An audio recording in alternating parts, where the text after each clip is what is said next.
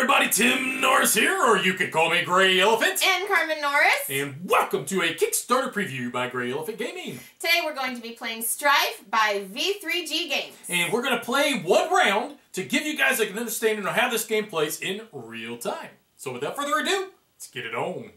Alright, so let's explain what we got going on here. This is the location deck right here, and we've got 1, 2, 3 locations. This is the current battle location, so we've each got our battle champion lined up and ready. I'm ready to beat you up. This here is our legacy champion, kind of just like you're cheering on the background. You can do it! I know you can! So, what we do right off the start is we each choose a legacy champion and a battle champion. We lay them face down, and now we reveal! And whoever has the highest valued legacy champion will win the Fate Stone. So Carmen has a 5 Ranger, so she gets the Fate Stone because I only have a 3 Wizard. So now what we do is we go over into the battle phase. What happens in the battle phase is that we look at the power of each of our champions. Mine is a 4 Paladin, hers is a 3 Wizard. So now I can then activate my battle ability before she gets to activate her battle ability. My battle ability says that you may place your legacy champion next to the Paladin, then trigger its battle ability. Then add half of the adjacent champion's power, rounded up to the Paladin's. So I'm going to look over here at my Wizard, and I'm going to look at his battle ability, and it says, you may skip the next legacy phase, and if you do, increase the Wizard's power by your legacy champion's base power. Well, if I move him over there, there's not going to be anybody there. So the best I'm going to get is 2 more points added to her to make her a 6. I don't like that idea. I'm just going to pass. So that means now she will go to her Wizard, and he will activate his battle ability. Arcane Channeling. You may skip your next legacy phase. If you do, increase the Wizard's power by your legacy champion's base power. So I could then increase by 5, which would make him an 8. Ooh, and that would be a tough one to be able to beat. So she has now to decide, does she want to take that ability to make him an 8? Or does she want to forego that and pass? I am going to pass my battle ability. Okay, so now what we're going to do is go into the legacy phase. That's where our cheerleaders come in. You can do it, you can do it! But her Ranger will kick in before mine because he is a higher value. So your legacy ability for the Ranger says, you may rearrange the face-up locations in any order you choose. Okay, so this one's worth 3. She's losing this battle at the moment. I don't want him to have the 3. That's definitely going to go away. Now, I'm thinking if I put this here, my Wizard, it says, add 2 power to any Wizards at this location. So, there you go. So now she's winning this location. So now it comes to my legacy ability of my cheerleading Wizard. And it says, you may set aside a champion from your hand and add its base power to your battle champion's power. So right now, she is a 5 and I am a 4 because this Wizard of the Arcane gave him +2 power. So I would have to put at least a 2 on there in order to be able to win this battle. Man, I don't know. That's such a big deal. It's a hard decision to make. I think I should do it, though, because 2 points is 2 points, right?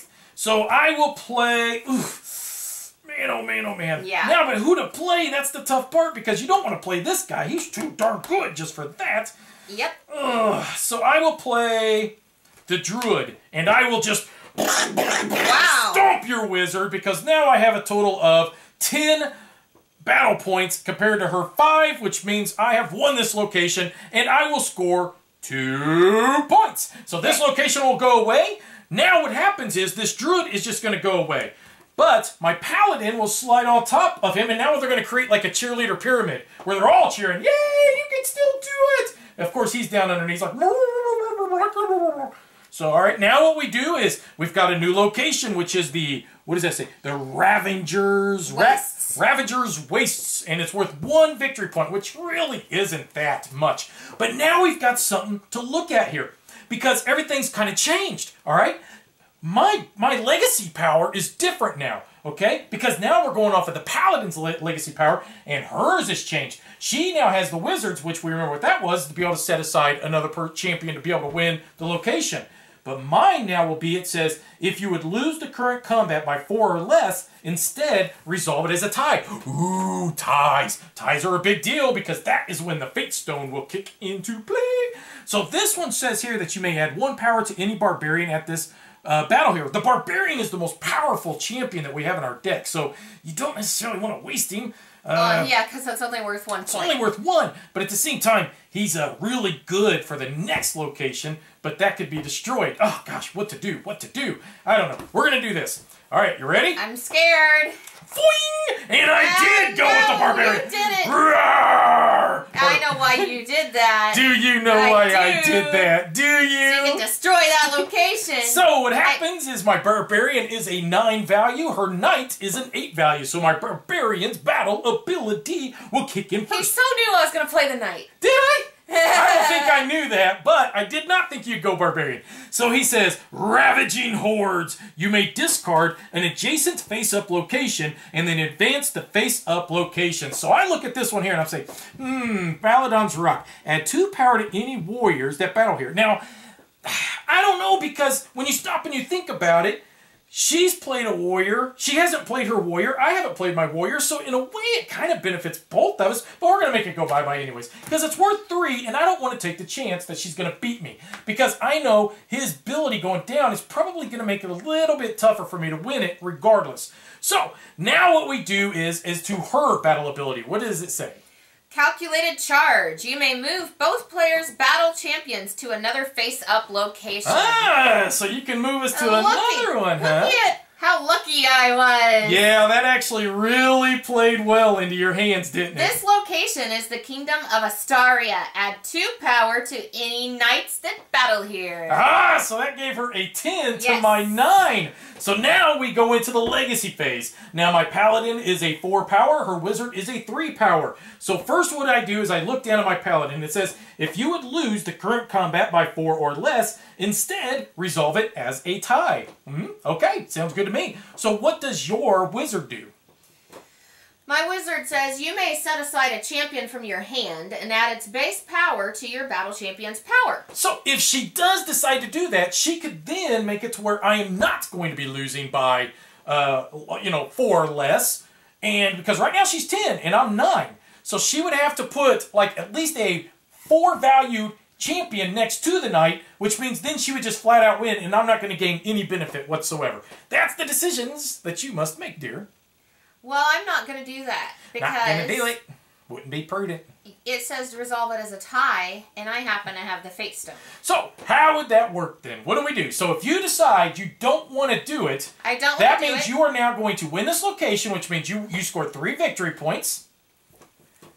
But in order for her to do it, give you the Fate Stone, and it makes it 2, which means this is worth 2 victory points for you now. Right. So basically, in order for her to win this location, she had to have the Fate Stone. If she would not have had the Fate Stone, she wouldn't have been able to win it.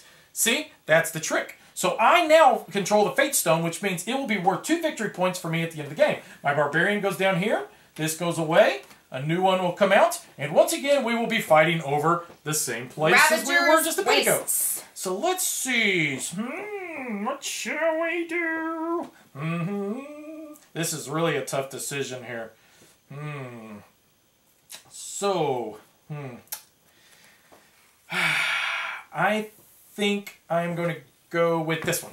Okay, you ready? I'm ready. I went with a ranger. Oh man, not the assassin! Yes! I hate the assassin! I almost went the assassin too. Okay, so my ranger is a 5 value and it says ambush from above. Your opponent's battle champion may not activate its battle ability this turn! No! Explain why that's funny. The assassin has a stealthy disguise battle ability. The assassin makes change positions with your legacy champion. I was counting on moving my knight back out and being able to do the same maneuver I did last time. That's not going to happen, so now he's only worth 2. So that really stinks. I'm laughing a lot over here, pals. Now we go over to our legacy abilities. My Barbarian's legacy ability is Spoils of Victory. If you would win the current combat, gain an additional 3 victory points. No, it's worth 4 points for you now. So what is your legacy ability? You may place the current location on the bottom of the location draw pile and advance the face-up locations. Yeah, that wouldn't be prudent. I don't think I want to do that. Yay! So that means I will win this location, which my means I assassin score was wasted. 1, 2, 3, 4. Now this ranger and her assassin will go on top of our legacy, and this location will go away. We slide this down, so we are now battling over the Cathedral of Light, and it says, ooh, Light Yagami, and it says here, add 2 power to any paladins that battle here. Ooh, paladin, but I've already used my paladin. I must win this one. So Light Yagami's there. So she has not played her paladin, but I have, so that's kind of a big deal. It's not good. Oh, man, let's see here. I'm not happy about this at all. Okay, I am going to play this one. I'm ready for you. This is the tough part. Ready? Here we go. I did the monk. So you did the warrior. So the warrior will activate first. What's his battle ability? Your opponent's current legacy champion may not activate its legacy ability this turn. So I will not be able to activate this legacy ability. However, the monk battle ability says the monk gains power equal to the base power of your opponent's battle champion. So now we're in a tie. Okay. But unfortunately, we now move into the legacy, which I cannot activate mine because of her warrior, but increase your battle champion's power by 6. So now she has to decide, does she definitely want to do that? Because if she decides not to, I could win this cathedral, but I would have to pass the fate stone, which would then be increased to a 3. So then it would be worth 3 victory points to her instead of just the 2. So are you going to do it? Yes. I would too. Why not? So that'll give you 2. I was kind of hoping you would decide not to. He always tries to talk me into making stupid decisions. They're called Jedi mind tricks. Thank you. Okay, so let's see here. All right, so I'm going to play this one, and we'll see. So now my monk has become my legacy. Now she's going to have to keep this in mind. Don't forget, he's become my legacy champion, which means the monk is very unique in that he will activate before anybody else's battle champions. So any battle champion that she decides to put down will not be able to activate its battle ability. So keep that in mind. Thank you for the reminder. She would have been probably upset and be like, "We're shooting this!" Ah! And be all kinds of upset, right? So right now the score is 6-5. Very close game. We're just going to play one round, and the game will end once we can't draw any locations or we're down to just one card in our hands. So, Carmen, what you going to do? I have to be quiet for her for a second because otherwise I'll keep talking. I will try that. All right, you ready? Let's do this. I am the assassin. Okay, so you are the paladin, which outranks my assassin. So what's your battle ability? Guardian Spirit. You may place your legacy champion next to the paladin, then trigger its battle ability. But wait a minute. No, you will not, because we forgot our vital strike. Your opponent's battle champion may not activate its battle ability this turn. So your battle ability will not happen because of my monk. Okay. So now we go to my assassin. It's a stealthy disguise. The assassin may exchange positions with your legacy champion. No, I don't think I'm going to do that. I don't know. Let me think. Because if I don't, then you're going to win this location. But I could win the location then. What's your legacy ability for him? Reduce the power of your opponent's battle champion by the VP power value of the current location. Okay, so here's what we're going to do. You may also use the warrior's base power instead of your battle champion's final power during combat. So I am going to do his ability, which will send my monk up here, which that means he will now be a 4 power, because the monks then would turn into, and he would match based off of his battle ability. However, my assassin's legacy ability now is going to kick in, and that says increase your battle champion's power by 6. So now he will be a total of 10 power. Beat that. Okay, so he's 10. He takes 3 away, so that makes it 7.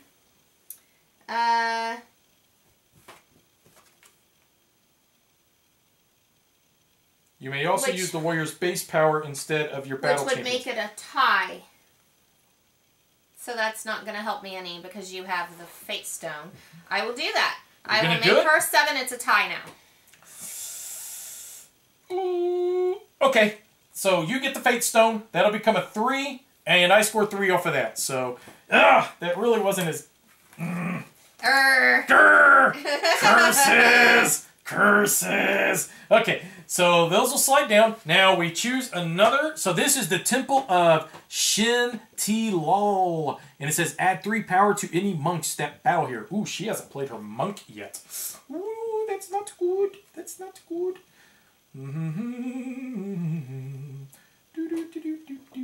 Okay, I'm going to play this one. And we'll see what she decides to play. So this is really going to make or break right here. Whoever wins, if I win this one, I've probably won the game. But she still does have that, so she will get 3 points at the end of this round, regardless, because we're just playing 1 round, which would be in a typical game you'll play 2 to 3 rounds, but we're just going to play 1, which means she would get 3 points. So she's really at 8 points to my 9. But whoever wins this one is probably going to still be fair close to winning. Ready? Boing! She chose the Barbarian. However, the problem with the Barbarian is that he cannot activate his battle ability. Which was that anyway? It was you may discard an adjacent face-up location. Big whoop-de-doo! So my battle ability is you may move both players' battle champions to another face-up location. No! I think we're going to have to do that. Come on, jump on my horse. And we went to the Pit of Souls instead. I don't want the Pit of Souls. No! So, okay, so here's what happens with this now. It goes to her legacy power, which says... If you would lose the current combat by 4 or less, instead resolve it as a tie. But she's not going to lose. She won. So he's going to slide down here. He's going to slide down there. 1 measly point. And she got herself 1 whopping point. This is the last... This is it, right here. So whoever... Oh my God, it is going to come down to this. Because you right now have 9 points, and I have 9 points as well. Whoever wins this one right here wins the game. Oh boy, this is kind of a big deal. Oh man. I'm looking at my knight to see what his legacy power is. I can read it to you. You may place the current location on the bottom of the location draw pile and advance, but there are no more to advance. So I think it would just rotate then back to the end, I'm guessing. Probably. I don't know. Yeah. But you've played your 9, your 8, and your 7. So, but she's not played her monk. Oh boy, this isn't good.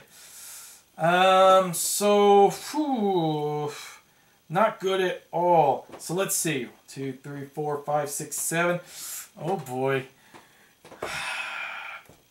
Okay, so that... What to do? So I know for a fact she's got the druid. She's got a druid, a monk, and what's your other one that you have? A druid, a monk, and your necromancer. Yep. Your druid, your monk, and a necromancer. She knows I've got my warrior and my necromancer. So if she plays the druid, let's see what the druid does. The druid would say you may rearrange your opponent's legacy pile in any order you choose. That's not a big deal. The necromancer could be somewhat of a problem. Nope, that's not a problem either with him. So let's see. I'm going to go this one. Let's do this. So if she went monk, she lost. Necromancer. I had a feeling you'd go necromancer, but I'm not concerned about this. And you're going to see why. So, necromancer, she would go trigger first, which is what? Actually, you trigger first. Oh, I'm sorry. That's right. So unless she wants to pass the Fate Stone right now, then I get to go first. Okay? Fate Stone loses unless you pass it. In any ties. So it says increase... or strength from the grave. Increase the necromancer's power by the number of champions in your legacy pile. So I've got 1, 2, 3, 4, 5, 6, 7. So his power is now 8. So same thing for her. Her power will be 8 as well. So now it's going to come down to our guys over here, our legacy abilities. Which your legacy ability is... If you win the current combat, gain an additional 3 victory points. But my legacy is that you may place the current location on the bottom of the location draw pile, then advance the face-up locations. Yes. So, decisions. I can't just... The problem is this. I'm going to end up with the Fate Stone and I'm going to lose the game. That's exactly what's about to happen. I've just figured all this out in my head. So, okay. So, because if I pass, and if I say, well, I'm not going to do it, then she will end up winning, which means she'll get a bonus 3 plus whatever it is that we're doing here. So, okay, I'm not going to move them. Why? So, well, why would I move them? I don't want to move them. That's my final decision. So, okay. Right now, then I am winning, unless you decide to pass the Fate Stone. Take the Fate Stone. Which now increases to a 4. Yes. Now, that means Carmen wins this location. She gets 4 points. So that puts you at how many points then? You got to put it on the 10. Flip it like that. There you go. That puts me at 10 points. 10 points exact? Oh, that's right. Yes. And I am at 9 points. Well, I was at 6, right? Yeah, I miscalculated. Yeah. I was already adding the Fate Stone points to you. So that means now I get 4 more points because I do control the Fate Stone. So that'll put me 9, 10, 11, 12, 13. So I have beaten Carmen. Oh. What did you do? Oh, that's right, I forgot. Spoils of victory. If you win the current combat, gain an additional 3 That's why I points. forgot that you was going to get 4. Okay. Yep. All right. So you got a total of... I've got 13 points. So you gave yourself 7 total points on that one location, didn't you? Yes. Holy crap. So I had 13, she had 13. I had the Fate Stone. I lose. Great game, hun. That was awesome. Oh, man, what was I thinking there on that last turn? All I had to do was utilize the Knight's Legacy ability, send that location down, send the other one, I guess, to the back, but we're not 100% sure we could do that, though, because it does say you may place the current location on the bottom of the location draw pile, then advance the face-up locations. There really wasn't a draw pile. There was no draw pile, so we're not sure. But, you know, I gotta say, I think I know what you were thinking. Because I thought that... Because you read my mind? Yes! Oh my god! I thought, for some reason, that if you used that ability, and I didn't matter. And I got the 2-point location, that I was still gonna win anyway. Yeah, math is hard! Games are hard and so is both math! Both of us, apparently. Yeah. You know, it was a long battle, a long struggle, and math really wasn't coming to me real quick here. So, anyway, I technically won the game. I don't know. I'm calling mulligan. If my knight could use that power, I'm calling mulligan, and I'm saying, you know, okay, look, it's not about who possibly won or who possibly lost. It's about whether or not you guys got a good feel of how this game played in real time, right? And you can tell by how close it was at the end that it's a very strategic game. Yeah, what's cool about it is that, you know, everything's open. All the information's open. I see what cards my opponent has played. You know what cards I've played. I mean, they're all staggered in the legacy pile, so there's no hidden information. The locations are out there. They each have their own little abilities at the locations. So, as I'm playing cards, I might think, you know, okay, I might play on this current battlefield a certain champion, not necessarily because I'm going to try to win that location, but I'm looking at a future location where I can pull him into my legacy pile. Next location slides down. Now I'm going to play this guy to, you know, try to work with that legacy power to try to win that location. So that's the cool decisions you're going to have to make. And then like with the assassin, I mean, he can even exchange places and all kinds of stuff. I mean, there's so much really wacky And then cool your stuff. opponent can play a card that makes your assassin not able to exchange places. And that's when it breaks your heart. My assassin was useless. It was terrible. That's when it breaks your heart, is when you think you set up a perfect strategy and you're like, yeah, my battle ability is that you can't use your legacy power. But I gotta tell you, that's what I really like about this game, is that it's a card game, but there's no luck of the draw. You're not relying on drawing from anything, whether it's a deck you built or blindly nothing. It's all out there, the same cards. Yeah, unlike a lot of times when you're playing, say, like, you know, any game where you're like dealing with bases and you're battling over bases, hide command, smash up, any LCG from Fantasy Flights, you know, a lot of times it'll come down to is like, well, what card did you happen to draw that you have? Because, you know, they're different factions. Where in this one, we have the exact same cards. Everything's open, all the information, and it's just about trying to outwit your opponent to think, you know, sometimes a location will pop up and it's like, it'll give +2 power to the wizard. +2 power to a wizard does sound good, but man, you know I'm going to play my wizard.